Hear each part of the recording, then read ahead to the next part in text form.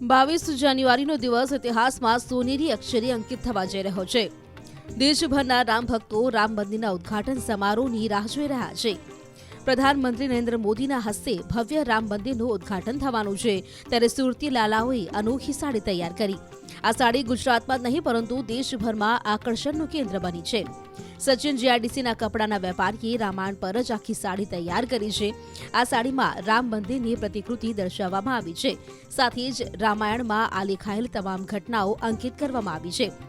તો નવાઈની વાત એ પણ છે કે રામ મંદિરથી લડાઈ લડનારાથી લઈને રામ મંદિર બનાવનારાઓના નામ પણ અંકિત કરવામાં આવ્યા છે।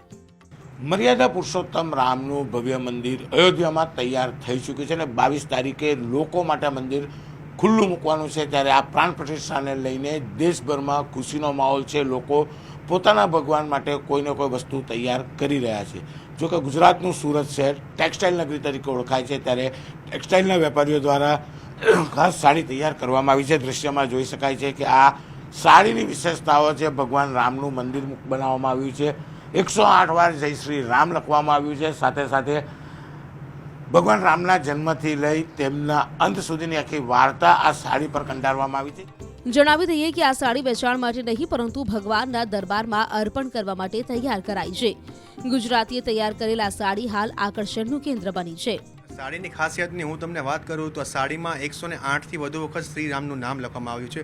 108 અંક લેવાનું પાછળનું કારણ એ છે કે હિન્દુ માન્યતા પ્રમાણે 108 અંકનું મહત્વ ખૂબ છે।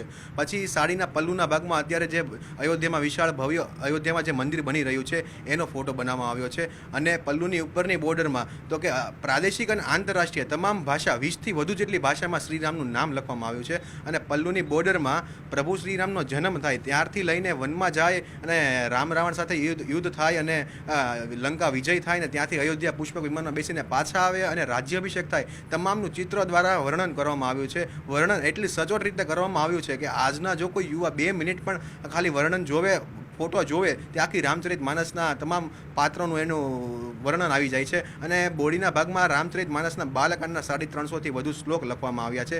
બાલકાંડ લેવા પાછળનો ઉદ્દેશ્ય એ જ છે કે અત્યારે અયોધ્યામાં રામ મંદિર બની રહ્યું છે તો શું કામ બને છે કે જ્યાં રામલલ્લાનો જન્મ થયો હતો। આજે મૂર્તિ પણ પસંદ કરવામાં આવી, કઈ કરવામાં આવી તો કે બાળ સ્વરૂપની પસંદ કરવામાં આવી, એટલા માટે આપણે રામચરિત માનસના સાડીના 300 શ્લોક આમાં લખવામાં આવ્યા છે।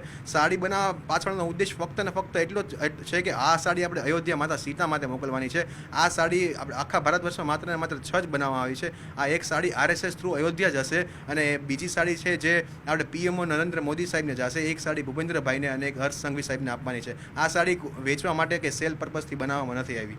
બિલકુલ ભગવાન રામના મંદિરને લઈ દેશભરમાં લોકોમાં ઉત્સાહ છે। હું ફરી એક વખત સાડી બતાવવા માંગીશ કે અયોધ્યામાં તૈયાર થયેલું રામ મંદિર અહીંયા બતાવવામાં આવ્યું છે।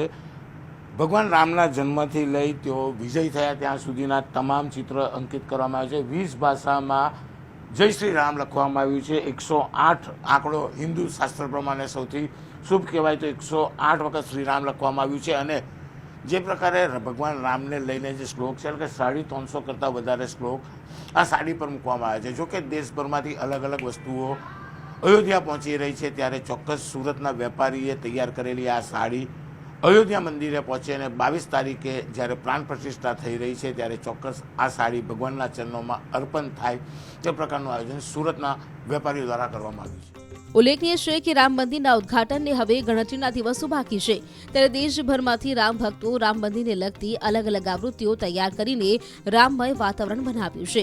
ત્યારે અનોખી સાડી તૈયાર કરીને સુરતી લાલાઓએ દેશભરના લોકોનું ધ્યાન ખેંચ્યું છે।